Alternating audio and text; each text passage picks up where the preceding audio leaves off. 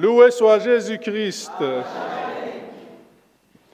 Aujourd'hui, comme les 4 dimanches de ce carême, on ne va pas prêcher sur les lectures, mais on a choisi de vous faire, comme des conférences de carême, de développer un thème qui s'appelle, normalement vous êtes habitués maintenant, on est en train de parler de quoi? Les 5 essentiels de la vie chrétienne. Et aujourd'hui, c'est le dernier, c'est la vie fraternelle.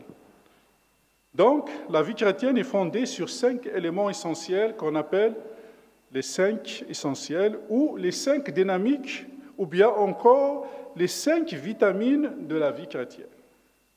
On a commencé à vous les décrire depuis le premier dimanche de ce temps de carême. Le but étant de voir dans notre vie nos points forts et nos points faibles, si nous avons bien ces 5 essentiels, lesquels il faudrait développer, aussi bien personnellement que dans notre vie de prière, dans notre vie de famille, dans notre paroisse et dans l'Église en général. Donc, petit rappel sur les 5 essentiels. Vous vous souvenez du premier qu'on avait fait? C'était la prière, c'est moi qui l'avais fait. Après, on les a fait dans le désordre, mais aujourd'hui, je vais vous les citer dans l'ordre. Le deuxième qu'on appelle ingrédient, le deuxième de ces 5 ingrédients, c'est la vie fraternelle qu'on va faire aujourd'hui. Le troisième, c'est la formation que le Père Robert et le Père Charles vous ont fait les 3 derniers, à savoir la formation, le service et l'évangélisation. Donc, ces 5 ingrédients de la vie chrétienne, ces 5 essentiels, se trouvent explicitement dans les Actes des Apôtres. Au chapitre 2, à partir du verset 42, où il est écrit, c'est une phrase inversée et essentielle qui décrit ce que vivaient les premiers chrétiens. Il est écrit donc, ils étaient assidus, donc les premiers chrétiens étaient assidus à l'enseignement des apôtres. Cela, on peut le deviner, c'est l'aspect de la formation. Ils étaient fidèles à la communion fraternelle. Donc, c'est la vie fraternelle avec les autres, c'est la fraternité. Ils étaient fidèles à la fraction du pain et les prières. Évidemment, c'est la prière, c'est l'adoration rendue à Dieu, c'est la relation avec Dieu. Tous les croyants ensemble mettaient tout en commun. Ils vendaient leurs propriétés et leurs biens. Cela nous inspire l'aspect du service. On s'entraide, on se porte les uns les autres, et chaque jour, le Seigneur adjoignit à la communauté ceux qui seraient sauvés. C'est l'aspect de la croissance communautaire de l'évangélisation. Donc, les 5 essentiels, on les appelle aussi les 5 vitamines. Pourquoi? C'est pour avoir un mémotechnique pour s'en rappeler. Donc, vous avez tout d'abord la vitamine A, comme adoration. C'est-à-dire la prière. C'est le fait d'être tourné vers Dieu, d'avoir une relation personnelle avec lui, de le prier tous les jours, de l'écouter. B, c'est un peu tiré par les cheveux.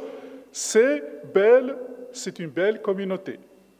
C'est un peu tiré par les cheveux, mais c'est au moins une manière de s'en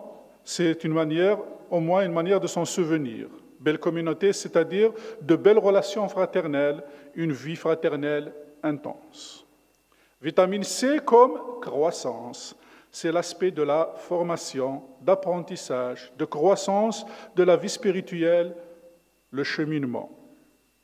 La vitamine D comme dévouement, c'est le service, le dévouement envers les autres. Et enfin, la vitamine E comme évangélisation, c'est la relation de c'est la transmission, de ce que j'ai reçu. 5 gestes accompagnent ces 5 éléments, ces 5 vitamines, ces 5 essentiels de la vie chrétienne. Est-ce que vous vous souvenez des gestes? La relation avec Dieu, on lève les mains. La relation avec les autres, on écarte les mains. La relation avec soi-même, la croissance, on croise les mains. Le service, on se baisse pour laver les pieds de son prochain. C'est le service. Et enfin, l'évangélisation, je transmets, je donne ce que j'ai reçu. Voilà, je tends les mains. On les refait ensemble, on se lève. Donc, je prie. J'aime les frères. C'est ça normalement. Donc, j'aime la relation fraternelle, j'écarte les bras. La relation à soi-même, la croissance, je croise les bras. Le service, je descends pour laver les mains de mes frères, c'est le service. Et enfin, l'évangélisation, j'écarte les bras. Génial, on peut s'asseoir. Voilà, vous avez retenu ça.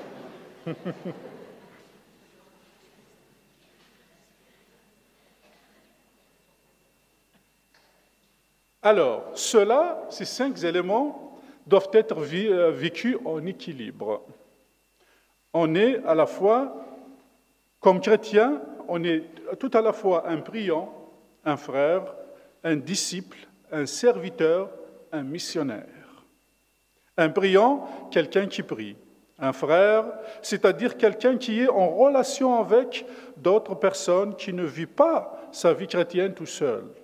Un chrétien seul, c'est un chrétien en danger.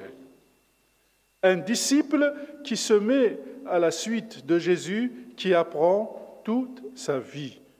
Un serviteur qui connaît ses talents et qui trouve sa place dans l'Église. Un missionnaire qui ne garde pas pour lui ce qu'il a reçu, mais qui le partage à tous, le service de tous. Les 5 essentiels dynamisent la vie chrétienne en mettant le Christ au centre de notre vie. Ils nous permettent un équilibre de vie, source de paix et de joie. Ça, c'est un rappel de ce thème des 5 essentiels. Mais aujourd'hui, c'est quoi le thème? C'est la vie fraternelle, c'est la fraternité. Nous voilà donc arrivés à la fin de ce cycle des 5 essentiels de la vie chrétienne, que nous essayons de vivre depuis à la suite du Christ. Et le dernier thème en ce matin est la fraternité ou la vie chrétienne, ou la vie fraternelle. Le thème de la fraternité et de la vie fraternelle, on le fait aujourd'hui en dernier, en 5e position. Mais normalement, comme je viens de le dire, on devait le faire juste après le premier ingrédient qui est la prière. Pourquoi? Parce que la prière, c'est notre relation à Dieu. Après, la vie fraternelle, c'est notre relation avec les autres. Vous vous souvenez du premier des commandements, des 10 commandements, Jésus les a résumés en 2. Il a laissé le premier, aimer Dieu, et le deuxième, c'est aimer son prochain comme soi-même. Donc, voilà. Je rappelle donc, voilà, dans l'ordre, on les a cités, la prière, la vie fraternelle, la croissance, le service et l'évangélisation. Donc, le deuxième ingrédient de la vie chrétienne, c'est la vie fraternelle, la relation avec les autres. Cela se comprend assez vite. Symboliquement, il y a d'une part, dans la vie chrétienne, la relation à Dieu et l'autre relation qui est aussi fondamentale, c'est la relation horizontale avec les autres. Donc il y a la relation verticale avec Dieu et la relation horizontale avec les autres. Ça nous fait voir quoi? C'est la courroie. Vous savez maintenant, ça veut dire quoi les 2 barres de la courroie? Voilà. Aimer Dieu et aimer son prochain comme soi-même. Lorsque, au cours de sa vie, on rencontra Jésus, on lui posa cette question. C'est en Matthieu chapitre 22. Un des pharisiens demanda à Jésus pour l'embarrasser. « Maître, quel est le plus grand commandement de la loi ?» Jésus lui dit, « Tu aimeras le Seigneur de tout ton cœur, de tout ton cœur, de toute ton âme, de tout ton esprit. Voilà le plus grand, le premier commandement. Le second, lui, est semblable. Tu aimeras ton prochain comme toi-même. À ces deux commandements se rattache toute la loi ainsi que tous les prophètes. Jésus résume donc toute l'Écriture, toute la loi, tous les prophètes à ces deux commandements. Aimer Dieu, relation horizontale de la vie chrétienne, et aimer son prochain comme soi-même, dimension verticale, c'est la fraternité, c'est la vie fraternelle. Et Jésus dit, j'aime beaucoup ce verset, le second commandement lui est semblable, c'est-à-dire qu'aimer son prochain revient à aimer Dieu, et aimer Dieu revient donc à aimer son prochain. On trouve cela à plusieurs endroits dans la Bible. Par exemple, dans la première lettre de Saint Jean, il est écrit au chapitre 2, à partir du verset 9, « Celui qui déclare être dans la lumière et qui a de la haine contre son frère est dans les ténèbres, jusqu'à maintenant. Celui qui aime son frère demeure dans la lumière. Il n'y a en lui aucune occasion de chute. » Dans la même lettre de Saint Jean, chapitre 4, versets 7 à 11, « Bien-aimés, aimons-nous les uns les autres, puisque l'amour vient de Dieu. Celui qui aime est né de Dieu et connaît Dieu. Celui qui n'aime pas n'a pas connu Dieu, car Dieu est amour. Voici comment l'amour de Dieu s'est manifesté parmi nous. Dieu a envoyé son Fils unique dans le monde pour que nous vivions par lui. Voici en quoi consiste l'amour. Ce n'est pas nous qui avons aimé Dieu, mais c'est lui qui nous a aimés. Il a envoyé son Fils en sacrifice de pardon pour nos péchés. Bien-aimés, puisque Dieu nous a tellement aimés, nous devons aussi nous aimer les uns les autres. C'est intéressant. Saint Jean explique cet enseignement qu'il a reçu lui-même du Seigneur Jésus, que la source de l'amour, c'est Dieu. Dieu est amour. Dieu nous a aimés et nous a manifesté son amour en Jésus. Jésus, c'est l'amour de Dieu fait chair. Et comme Dieu nous a aimés, nous devons aimer Dieu et nous devons aimer nos frères. Je continue au verset 12 de cette même lettre, chapitre 2. Dieu, personne ne l'a jamais vu, mais si nous nous aimons les uns les autres, Dieu demeure en nous et son amour atteint en nous la perfection. Et au verset 20, « Si quelqu'un dit « j'aime Dieu » alors qu'il a de la haine contre son frère, c'est un menteur. En effet, celui qui n'aime pas son frère qu'il voit est incapable d'aimer Dieu qu'il ne voit pas. Et voici le commandement que nous tenons de lui. Celui qui aime Dieu, qu'il aime aussi son frère. » Voilà, je retiens cette phrase. Celui qui n'aime pas son frère qu'il voit est incapable d'aimer Dieu qu'il ne voit pas. Voici, ce verset permet de comprendre le lien intime qu'il y a entre notre relation à Dieu dans la prière et notre relation à nos frères dans la vie fraternelle, dans la vie communautaire. C'est difficile d'aimer les autres, c'est difficile d'aimer Dieu, mais c'est difficile d'aimer les autres. On le voit dans toute l'histoire de la Bible, dans toute l'histoire de l'humanité. L'histoire de l'humanité commence par la peur qui s'installe entre l'homme et la femme, entre Adam et Ève, et puis leurs enfants s'entretuent, Caïn et Abel. Et toute l'histoire de l'humanité est une histoire où on voit à la fois de rechercher l'unité, de volonté, de paix, de fraternité, et puis finalement une quête qui est combattue par les guerres, par la haine, par la jalousie, par les disputes. Entre frères et sœurs, entre parents et enfants, c'est très compliqué. Et même l'Église dans laquelle nous vivons, l'Église catholique, à la suite du Christ, essaie de vivre la fraternité et l'unité. et nous voyons combien il est difficile de la vivre. Il y a beaucoup d'anonymat, beaucoup de personnes qui viennent à la messe et on repart sans aucune relation avec les autres. Et même quand on essaie d'avoir des relations les uns avec les autres, parfois ça reste assez superficiel et mondain. On se dit bonjour, on se salue, on connaît peut-être les prénoms les uns des autres, et encore, mais on ne va pas beaucoup plus loin. Parfois, bien sûr,